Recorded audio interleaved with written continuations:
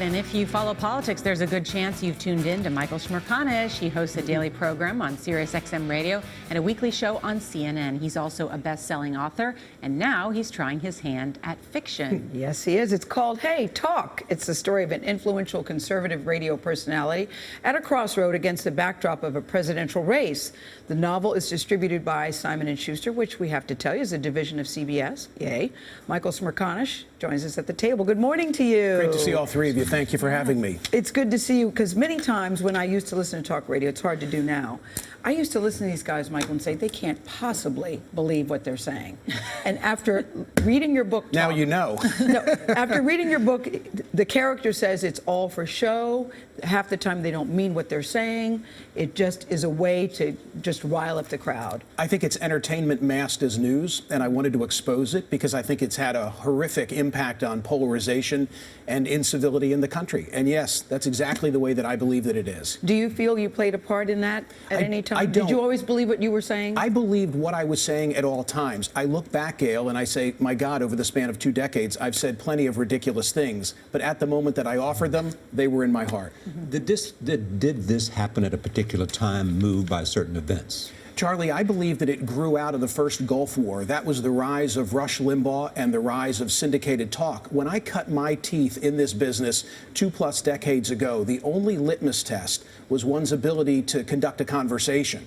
And I remember filling in for a guy. He would do the 10 p.m. to 1 a.m. shift in Philadelphia. His name was Bernie Herman, and his shtick, his moniker, is that he was the gentleman of broadcasting. Can you imagine if today you knocked on the door of a talk radio station, they said, what are you all about? I'm the gentleman of broadcasting. You're not crossing the threshold. He would not be hired. Correct. Well, the character in the book, Stan Powers, I kept reading thinking, is it Michael? Is it Michael? Because in the end, he really changes. Don't give it away now. Okay.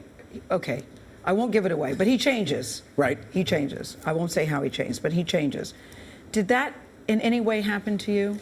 I did go back and forth about you. I really did. Many of the incidents that I write about in the book absolutely happened to me. If you're reading the book and you're scratching your head and you're saying, my God, did this take place? Chances are it did. I'm not Stan Powers. I'm not the protagonist. I didn't say things just so that my star would rise. Listen, to the contrary, guys, and you know this. I voted for Barack Obama in 2008. And I did it in a public way. Yeah. I did it in a public way. If I were motivated by my career interest, I'd have shut my mouth and closed that curtain, because that's how you succeed in this business. The rise of talk radio has coincided with increasing partisanship in politics.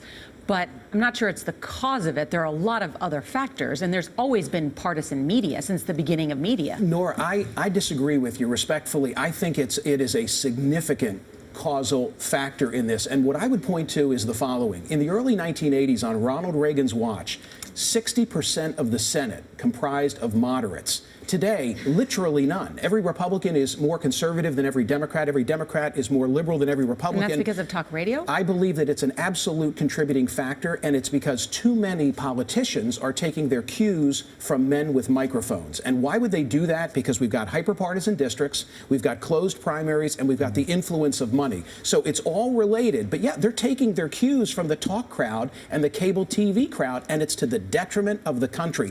And one last thing, the nation isn't in this category. You know, this is about the passionate few. 42% of the country, according to Gallup, are I's, independents, not R's or D's.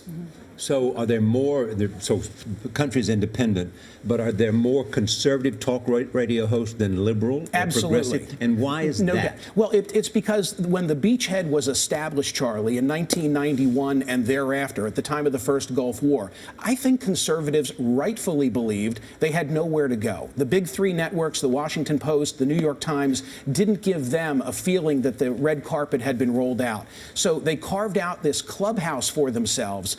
What is mystifying is that today, with all the choice, with cable, with satellite radio, with the internet, people still gravitate toward the like-minded. And I think, you know, without regard for this show or my radio show, people need to change the dial. You know, sample some opinions. Too many folks rely on Drudge, on Talk, and on Fox, and too many others look only at MSN and at HuffPo. My God, explore some independent thought. No, you say that talk radio really is a clubhouse for conservatives, and that really you don't even want to hear what other people are saying.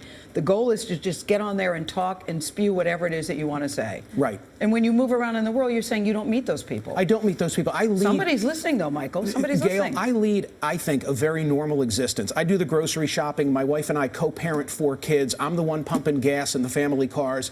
And people will engage me in conversations. They don't resemble these people. You know, the people that I engage with on a day-to-day basis, they're liberal on some issues, usually social. They're conservative on many issues, usually fiscal. And there are a hell of a lot of things they just haven't figured out, and they're not afraid to say that. But turn on the radio or turn on cable television news. My God, they've all got it figured out because they've been vested with this microphone, and it's either this way or it's this way. And I'm telling you, that's not the real world. So you changed. Well, I'm more open-minded, I think, that I've been. I'm more willing, perhaps, to speak out about these things. I could have written this as nonfiction. I wanted to draw attention to it, take some liberties. I wrote it as fiction, but there's a lot of truth in jest. Yep, people will pay attention. Thank you, Michael. Thank The you. talk is on sale wherever you like to buy your books.